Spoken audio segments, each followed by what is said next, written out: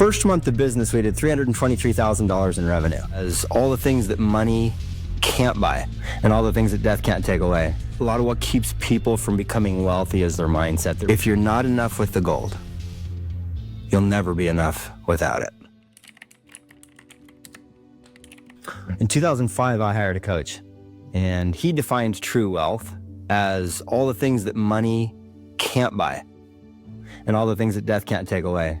And in my mind, it is a multi-dimensional man who has been successful physically, relationally, spiritually, financially, and is on a path of enlightenment, on a path of developing each of those areas of his life. So I don't think of true wealth anymore as just creating lots of money in the bank account. I've done that, and it definitely helps all the other aspects of my life. But I've also been at times where I have lost a significant amount of wealth, and I felt very happy, very connected, very healthy, very spiritually centered. It was in times when I had a lot less money. So I think money helps, but it has to be a total life success, not just one category of life. A lot of what keeps people from becoming wealthy is their mindset, their beliefs about money, that they have to grind it out to make money, or people that make money are evil. Those are the types of beliefs that if they're in your system, you subconsciously sabotage yourself from being able to just create money. Versus, I remember having a partner where early on we opened a business. In our first month of business, we did $323,000 in revenue. And it went pretty consistently from there. And we've since developed it into a very successful business. And he probably had a 15x on his money. He for the amount of money he's invested, he's probably gotten 15 or 20 times back on that money. I remember saying to him, boy, this was too easy. In a single month, we just did this, and this is now cruise control. We're involved maybe an hour per week in this business. And I almost felt some shame for that success. And this is like 15 years ago. And he said to me, and he and I have had a few businesses since then. He said, Vince, remain humble, remain grateful, but recognize we deserve this. You can choose to be a magnet for money, and then you can bring it in and you can use it for experiences in your life. I'm like, man, this is such a good partner. And that helped me that day. And that partner, by the way, I literally could just go on for hours about things that he taught me. I'll just interject this. When you have a choice to select a partner in your business, find somebody that will level you up, because that's the best single investment you could possibly make. I did that with this partner, with several of the partners that I've had in my life. But that to me is a lesson that'll stick with me forever. Steve Jobs said at the Stanford commencement, don't be trapped by dogma. I just think about an animal when it steps in a trap. It is stuck. It can't go anywhere, and sure enough, someone's coming for it, right? When you're trapped by dogma, the way Steve Jobs explained it at Stanford, you're stuck with someone else's thinking from who knows how many millennia ago. And so I would answer that question by saying, don't be trapped by dogma. In other words, you have a script handed to you as a man, especially in the United States, which says your worth is commensurate with your wealth, with your status, with your position. And so the first thing you have to do is just jettison this belief that is so pervasive in our society, that if I'm wealthy, I will have worth. My father-in-law is a very precious, very worthy man. He never made more than $40,000 a year. 10 kids, middle 7th or 8th grade, I think. Teacher of science. Never had wealth. But he is an incredible man. And so this script in our minds that I have to have that to be enough is a giant lie. So deprogramming, letting that go, letting go of that belief that society has kind of put into our hands and said, this is the measure of your worth. Let go of that. Because when you're attached to that, then you're seeking external validation for your own worth, when the only way to truly have that, to experience real authentic validation, is from deep within. When you have that, then you recognize something that in it's Cool Runnings. The main athlete in Cool Runnings, he's a Jamaican bobsledder. Funny movie. And the coach said to him this: if you're not enough with the gold, you'll never be enough without it. And so those people who have been given this script that you need to create wealth so that you can create your worth, you will create wealth if that's what you focus on. You can have anything you want. You just can't have everything you want, as Ray Dalio said, because you can't chase a million things. And so, yeah, you probably could go out and chase it like a Nazi and probably get it, but at what expense? Most people that go after wealth like that for external validation, that have it tied to their worth, they end up being the people that on the deathbed have immense regret. There's a song from T.I. and Rihanna. It's called Live Your Life. And he says, unhappy with your riches because you're piss poor morally. I'd say there's your answer. If you have wealth and you're unhappy, then your values are in disarray.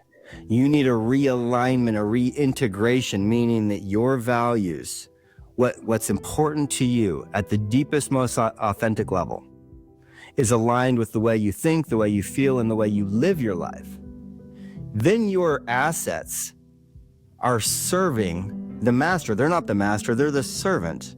And they work for you. And they do the things that you, in your values and in your purpose, with your vision for your life, your relationships, your health, your spirituality, you now have an alignment of your money with those things, and that is going to lead to happiness. When it's in misalignment, all the money in the world, all the golds in the world, you won't be enough. I would say that those people who have achieved great things, they have the accolades, they have the status, they have the wealth. I've seen them behind the scenes. And sometimes I think I've probably been that person in some respects. I've been super lucky to have some amazing relationships, but in other ways, I think that with employees and with others, I think that I've been off my own integration and my own alignment. And I think that those people, if you want to spot, is this me? When you're alone in a state of meditation, are you feeling lonely, or are you feeling like this is solitude? I like this company. I truly, from the bottom of my soul, love this person that I'm alone with right now.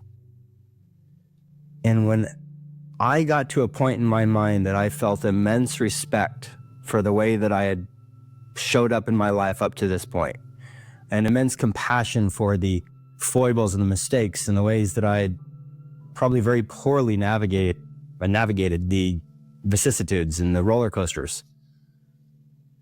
It was just a year ago, a little over a year ago, that I really got to a place of that deep love for myself. That flips everything. That shifts everything so that you don't have this need for money or worth or wealth to define you. I think we'll adapt to climate problems. We'll adapt to AI. I think our future is very bright because we are so adaptable. There is an area where it has been super maladaptive. In Eastern tradition, they generally go internal and they focus on relationships and parents and children and the people, they're calling each other cousins and uncle. We don't do that here. And that script, that capitalist, here is your worth type of story is detrimental to our relationships, to our happiness. And so what do we have? We have a whole country that is led, for the most part, by people who are unhealed, including, I would say, our country has had a decent number of presidents that have been, I would say, unhealed. And in reality, I would say that anytime you have significant outbreak in war, you've got one or two leaders or more, one or more leaders that simply has not healed. When I say hasn't healed, I simply mean has a story or belief imprinted upon them from society, from trauma in childhood, from some event in their life that causes them to see the world from a super false warped perception. And I believe that leads to war, that leads to misery. I think that's happening in Ukraine. I think it's happening in the Middle East. And it's just a failure of leadership entirely, which leads to a lack of peace. And so because we have in the United States put so much emphasis on going out and creating wealth, it has become this insatiable appetite for most men, and it's super unhealthy. Tagore said something to the effect that many people are so busy stringing and unstringing their instruments that they die with the music still in them, the music unplayed. The risk is that there is an authentic, unique song in your heart, every single person, something unique to you, where that music that is truly authentic to you, not copied, not someone else's, oh, I like that, I'm gonna do that, but something that truly is unique to you, your experiences, your DNA, your life, that has never in the past been and never again will be another you. What you miss when you're chasing someone else's dream or dogma, as Steve Jobs said, again, to bring it back to that quote, living by someone else's agenda, someone else's script, your true purpose, the true music, evades you, and you die with your music within you. And that is a tragedy. I wish that I could find a more potent way to share with the people in my mastermind, to share with my friends, to share with my kids, how essential getting to a place of harmony within myself, within my mind and my heart, and getting to a harmonious state, a state of clarity, a state of ease, a state where I feel like I'm in flow, I feel like I'm in tune. Nothing's offending me, nothing's triggering me. I have a very hard time getting there in the hustle and bustle. Trying to get there between, meeting at 1 and that meeting ends at 1:56 and my meeting at 2, I've got to shuffle this, right? If I don't have at least once in the morning and sometimes on a day that has a lot of stress, things that hit hard, that are heavy, sometimes it's a $4 or $5 million decision in Connecticut or New Jersey or whatever, or it's this person needs to be terminated, or here's a potential lawsuit or a potential threat in the business. When I've gone through the process of, first of all, working out, the endorphins that come from working out help me tremendously. So the days that I work out, I cope better. And the days that this is the big key, meditate. The days where I actually spend time with myself, and I can now do it in 10 or 15 minutes. If it includes 2 or 3 minutes in an ice bath at 35 to 45 degrees, that's really a pattern interrupt for me, where I can feel so much calm amid a freaking storm in my body, right? I hate the ice bath. But, and people talk about it a lot, but for me, I use that time, and I use my time in meditation to feel grounded, to feel centered. These are words that 2 years ago meant nothing to me. They were silly. Like, what do you mean? Grounded. I'm good with gravity, bro. Don't talk to me about being centered. I didn't get off a roller coaster. I don't need that.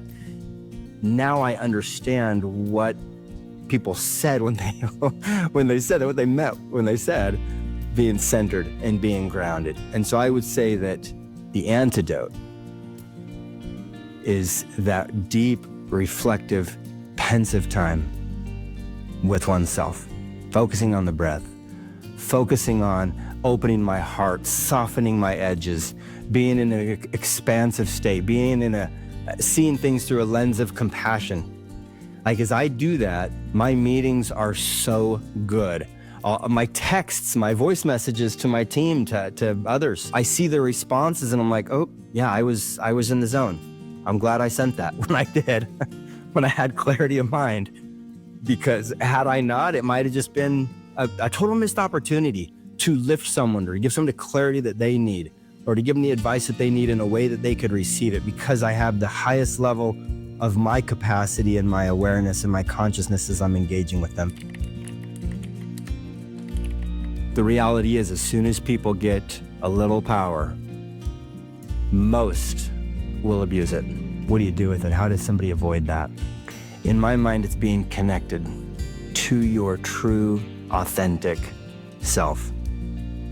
The reason I say that is when I felt that connection with myself, I didn't want to hurt any life anymore. It's not that I wanted to hurt life, I just put myself so far above someone else.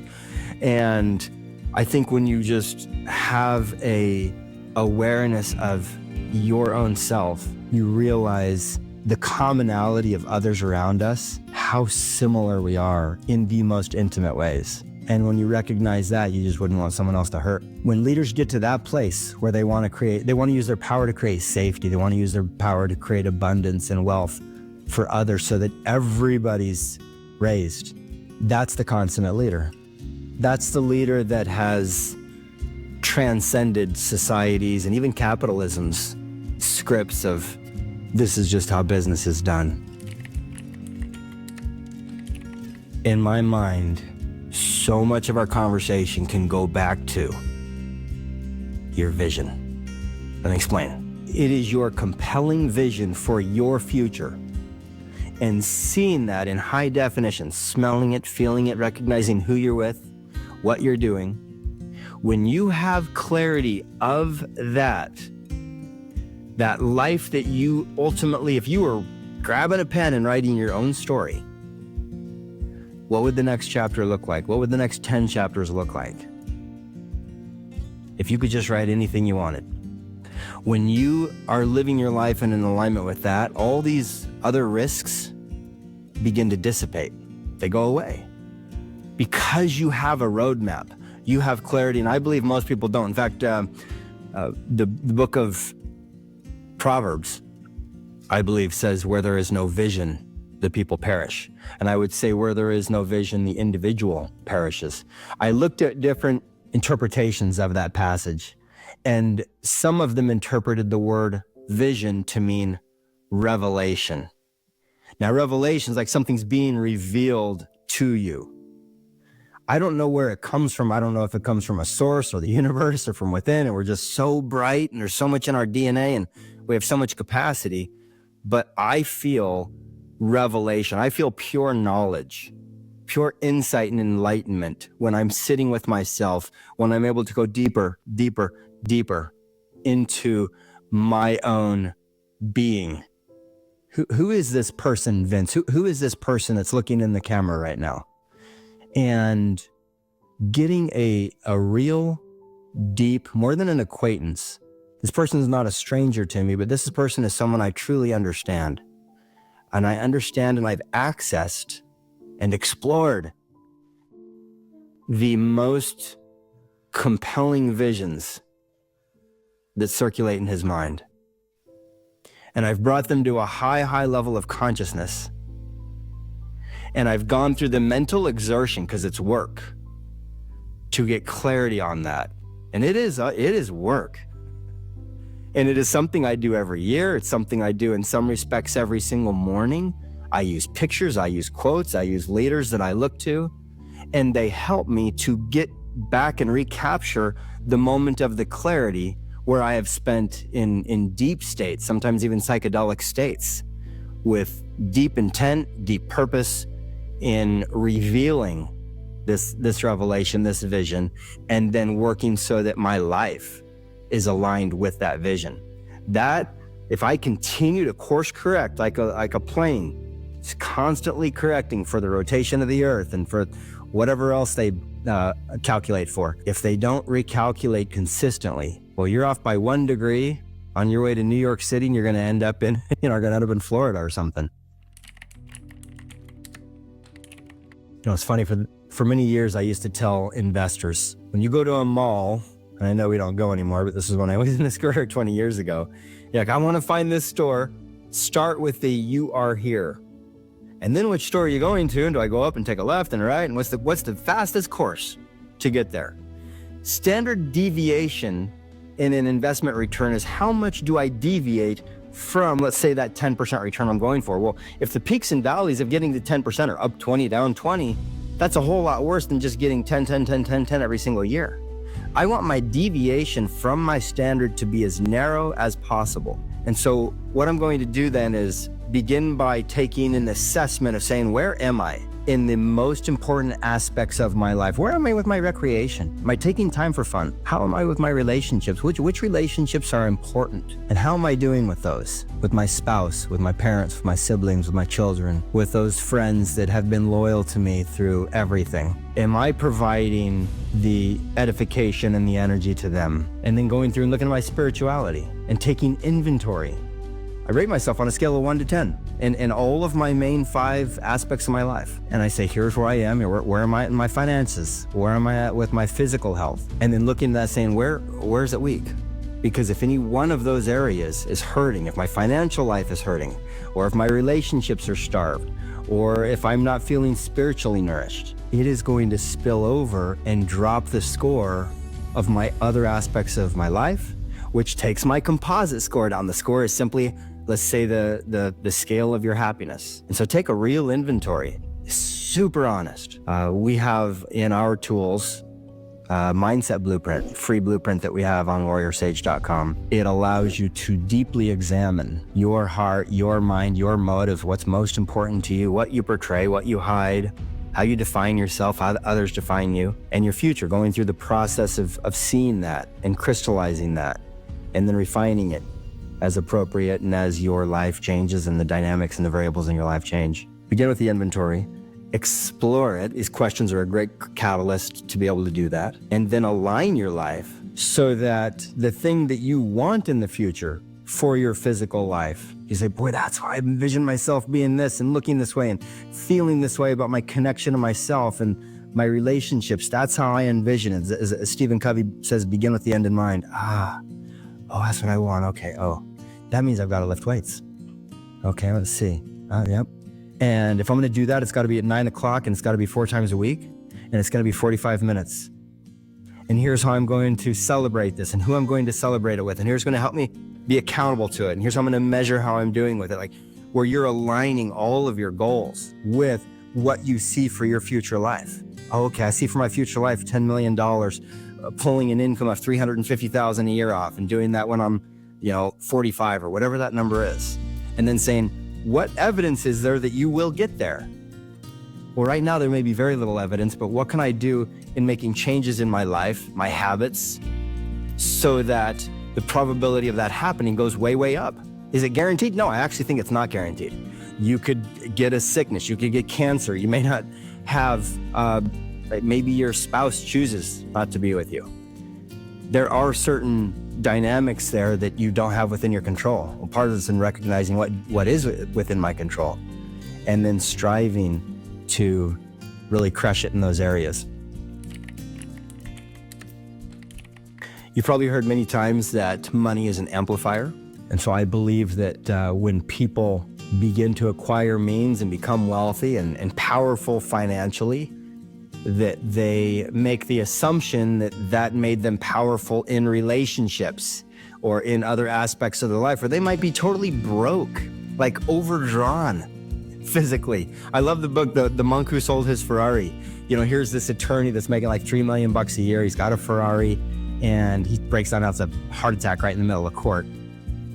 He was crazy unhealthy, eating French fries every day and soda and just garbage, nonsense, super overweight. He was completely overdrawn. He was bankrupt physically. And so taking an inventory and identifying where am I weak? Where am I overdrawn? Yes, I have money, but now what aspect of my life do I need to put my attention on? Is it going from $50 million to 60, or maybe you have $3 million and okay, boy, now I get to 5 million. That may not be the most important thing in your life. You're making it the most important thing in your life, but it's very likely not financial. It's very likely the relationships that you're in. And so if you want to protect yourself from creating wealth that will corrupt you, that will actually create more regret in your life, meaning that the very thing that you objectified and you wanted so bad, that gold that you just were driven to get, it's the very thing that creates all the regret for you because you made it your focus. We've got to be bifocal, or I actually look at it and say 5 focals. I think that's probably quinquefocal, or there's probably some fancy word for it, where you have the ability to invest the time and the exertion mentally, physically, and otherwise spiritually into each of the aspects of your life so that you are truly a balanced, multi-dimensional man or woman that you admire.